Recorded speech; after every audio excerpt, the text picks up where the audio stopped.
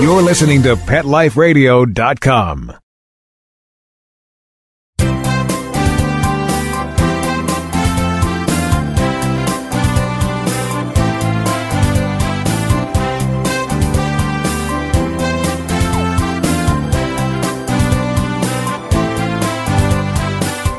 Well, hello, and thank you for joining me here on Pet Life Radio. Ask the Vets with Dr. Jeff, and I am your host, Dr. Jeff Werber, here for another half hour on this lovely Thursday afternoon. Well, at least lovely here in Southern California, close to 80 degrees. It's in the mid to high 70s, not complaining, of course. And hope you all had a wonderful Christmas vacation, a little day off. Merry Christmas to everybody. And, I always wonder, the day after a big holiday like this, is there such a letdown? How many of you are actually going to work? I mean, I was amazing. They're doing some construction on the street right in front of my office. And literally, I make a right turn onto this very major thoroughfare called Venice Boulevard. And I have to get literally just 2 blocks to make a U-turn around an island. There's a center island. And they're doing constructive west of my office on Venice. And literally that 2 blocks normally takes, if I tell you I'm not lying, it could take 10 minutes. And it actually takes me longer to go those 2 blocks to make that U-turn around the island than it does for me to get from my home to that street, to Venice Boulevard. Well, Tuesday, when I came to work the day before the holiday, I turned the corner. There was nobody there. I could have played football in the street. It was dead. And talking to a lot of my clients and my employees, of course, I gave them off for Christmas Day. And so we were closed. And they're asking, well, gee, Doc, can we have are we going to be open Thursday and Friday? I said, yeah. What do you think this is, the post office? Of course we're going to be open. And, it's pretty hard. I always get nervous in general, even on a 3-day weekend when I have to be closed, on the Memorial Day and the Labor Days when we're closed on Sunday and then Monday, 2 days in a row in a veterinarian's calendar. That is frightening. So just curious to know how many of you actually have to go to work today and tomorrow. Why don't you drop us a note? You can give us a call here on our show at very easy phone call, 877-385-8882, or you can send me a little note. Just do it live while we're here at drjeff@petliferadio.com. Speaking of hearing from you, I really am curious to know what you gave your pets for Christmas. What kind of treats, what kind of gifts, what were you thinking when you sort of started making this plan, what you're going to give your pets over the holidays? And do you think by reading them, and I'm sure you all know your pets, you all know what makes them happy, you all know how to tell whether they're, just take a dog and show them your leash, and before you know it, they're going to get all excited. Were they excited with what they got? Was it food? Was it treat? Was it a new play toy for your cat?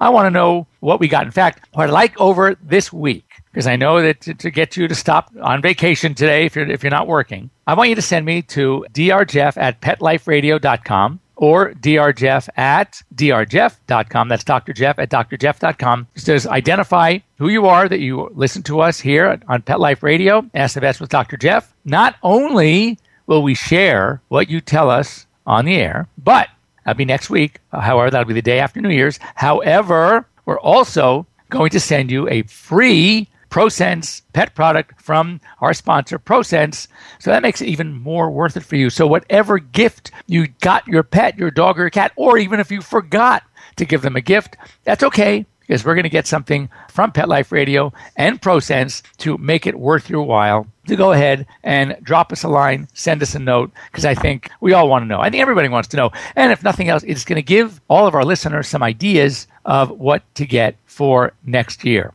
And also, I want to know, I saw this a news piece this past week of I'm trying to think where it was. It was obviously somewhere cold, because a golden retriever was walking on a frozen lake that unfortunately wasn't so frozen and fell into the ice.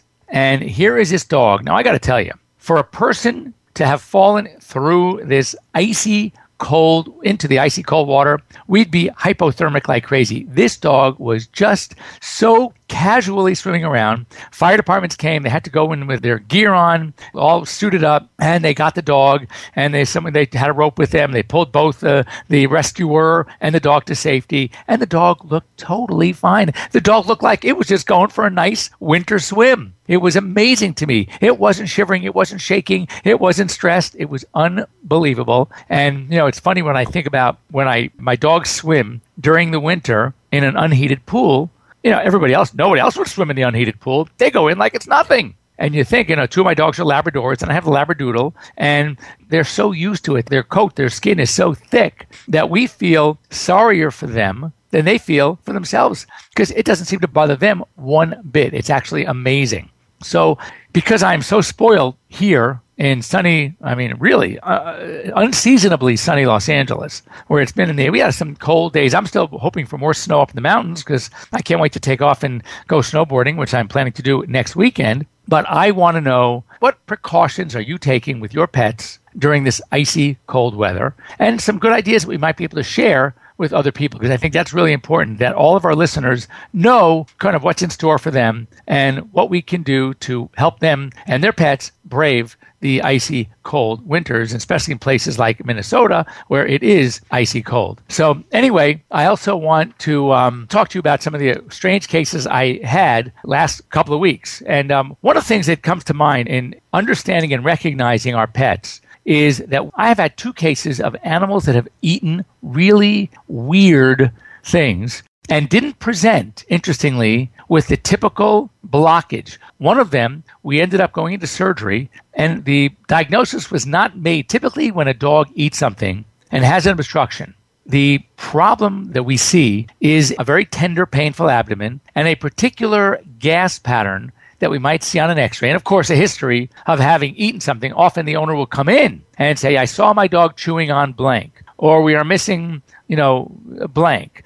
Sometimes, for example, we had a dog that really liked to eat batteries and have an unbelievably clear x-ray of 2 AA batteries sitting inside this dog's stomach, enough to make the Energizer bunny jealous. And so those are easy. Those are the easy ones. I'm talking things that the animal comes in presenting with, just as we say, kind of half-jokingly in the veterinary terminology, ADR, ain't doing right, doc. And so the dog ain't doing right, and nothing specific. The belly wasn't that bad. The bloods were normal. The x-rays were okay. And it wasn't until an ultrasound that we just saw something very unusual in the intestinal tract. So we decided that for lack of anything better to do, and the dog hadn't been eating and the dog was vomiting, let's go ahead and take a look. At the very least, we figured we'd get some intestinal samples. But we were highly suspicious there was something in there. Sure enough, this dog was blocked at the ileocecocolic junction. And what it was a huge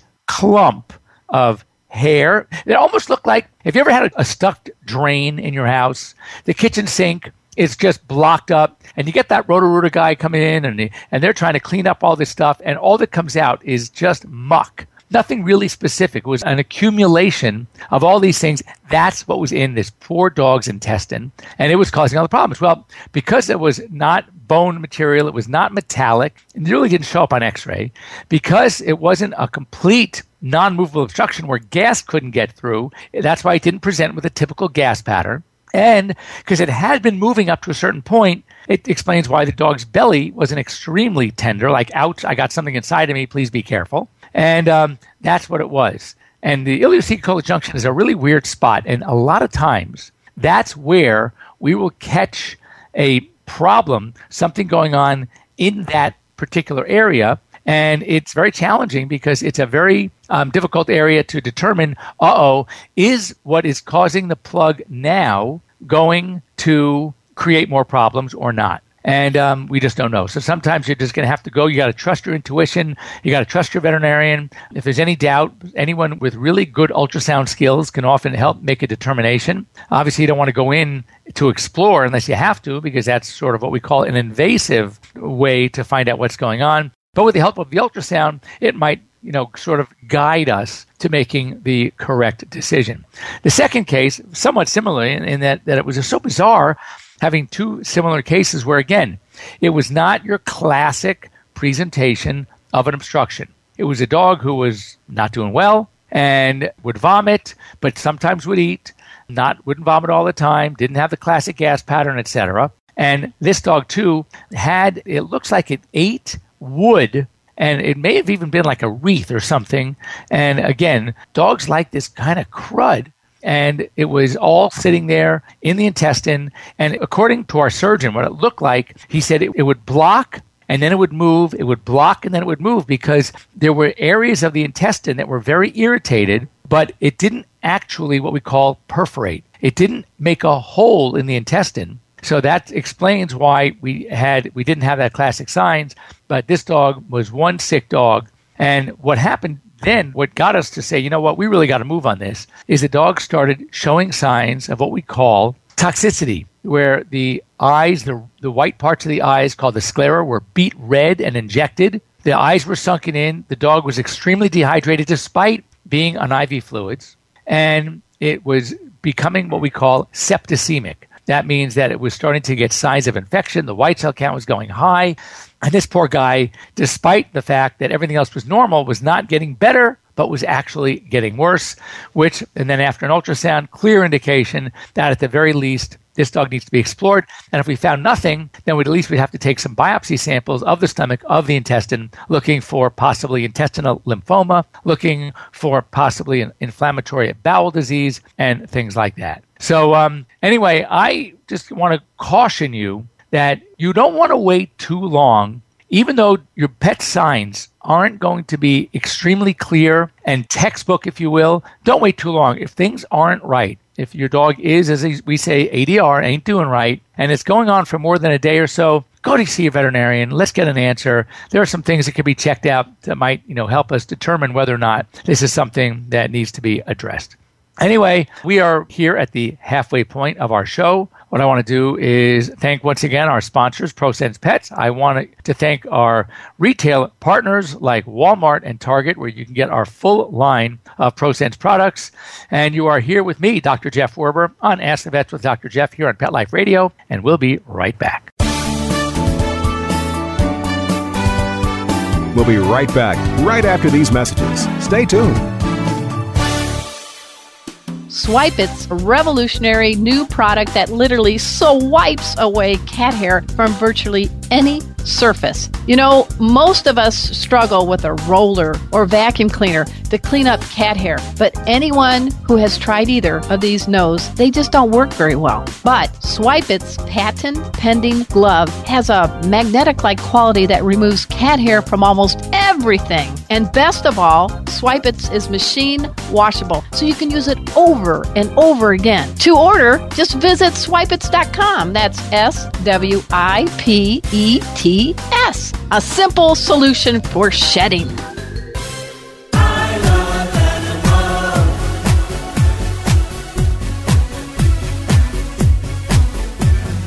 They are my friends. They are my children. They are the furry elders and kids. They are my family. They understand me. That's how I love my pets. I Love My Pets, the new single by Mark Winter, available on iTunes. Hi, this is Tim Link, host of Animal Rights on Pet Life Radio. Join me as we feature interviews with best-selling pet-related authors, award-winning writers, journalists, and bloggers. And we'll tell stories about the animals and interesting topics about the animals in our lives. Each of the interviews will give you a first-hand knowledge about why the authors and writers chose a particular story, what the feature animals meant to them, and what has become of those animals that we've talked about. And of course, I'll also share stories from my own books, blogs, articles, and experiences. So be sure to join me and the writers and authors on Animal Rights. Every week on demand, only on PetLifeRadio.com. Let's talk pets. Let's talk pets On Pet Life Radio. Pet Life Radio. PetLifeRadio.com.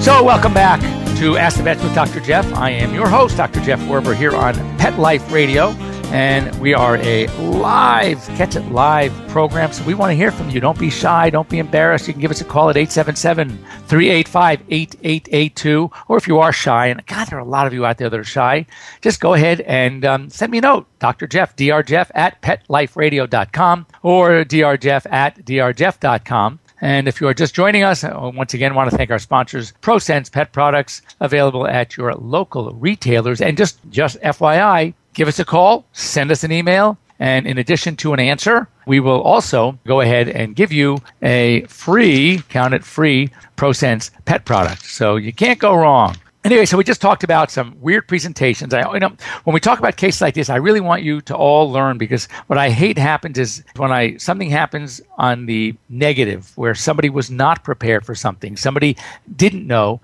And I always think it's somewhat the veterinarian's fault, but to a degree that we can't think of everything that we're going to talk and teach our clients in one exam. Sometimes we have to wait till poop happens, as we like to say, so we can then educate you. So really take advantage of hearing stories that we could share with you that might help you in the future. Or if you're talking to friends and your friend says, God, my dog hasn't been doing right, he's been doing XYZ, you could say, wait a second, I heard Dr. Jeff on Pet Life Radio talking about that. You know what? You need to see your veterinarian. Another area that I don't think we've talked about in a while, I know we've covered because it's sort of near and dear to me. And I get more and more questions, and I see, I love rescue groups, and we have a lot of rescue groups. And fortunately, a lot of you out there are adopting dogs from rescues. But one of the things that I commonly see in question, there are a lot of experts out there, and I'm kind of using that term half in jest. The experts are some of these breeders, some of these pet rescue people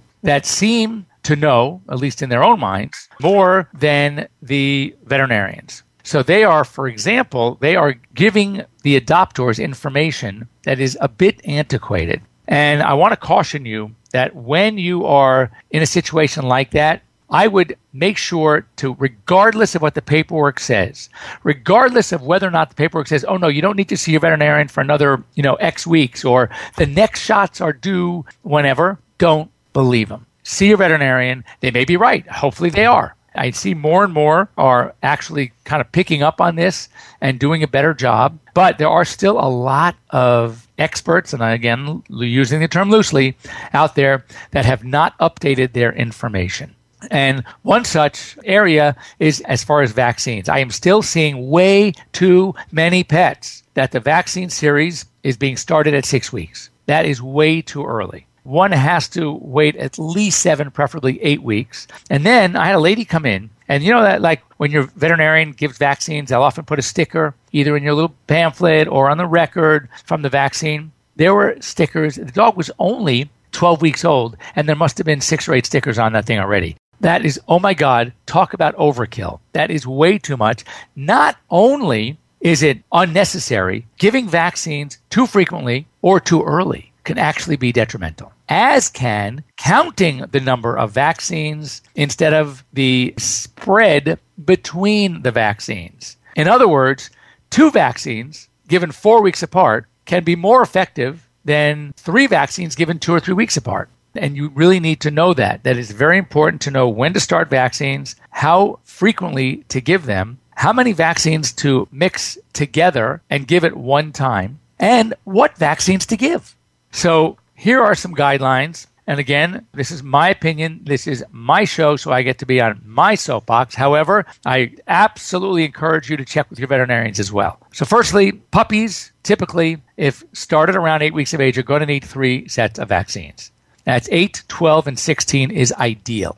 6, 8, 10 is not ideal. It's still 3 vaccines, but totally ineffective. You don't want to complete your series, that which is meant to go for an entire year, much before 15 weeks of age, preferably 16 or even 17. So 9 and 13, 17 is perfect. 8, 12, 16 is perfect. 7, 11, 15, okay. If you have a dog, a rescue, for example, that you don't know for sure if they've ever had vaccines, you can't prove it regardless of age, my recommendation would be, at least if it's under a year of age, to give it at least a set of 2, again, a month apart. One is priming the immune system. The other one is providing what we call an amnestic or a memory response, which is that response which is going to take us long term. Now, what is long term? This is where there is even some, I would say disagreement, that's a harsh term, just some opinions by a couple of the other experts out there. These are experts that at the university level or have the advanced degrees that have been studying immunology that have different opinions. One says after the long term, after that vaccine, the last one of a series, you're probably good for 2 to 3 years, maybe even 3. Another one says, well, I think that after the puppy series, meaning 16 weeks of age, give the first booster at a year and then go every 3. So that's the one I follow just to be safe. You know, a lot of LA dogs' lifestyle is such that they're running around. There's a lot of potential for exposure and contagion. So I prefer to be a little bit more careful. That's kind of my take on it. But again, you want to check with your veterinarian. Rabies. Rabies vaccine is required by law. Depending on your state and or municipality, it's either going to be every year. Sometimes the first one, if given to a dog or a cat under a year of age, is only good for a year. After that, it's good for 3 years. There are many states that continually want them once a year. As far as which vaccines to consider, I recommend, again, you speak to your veterinarian and determine what is core in your area.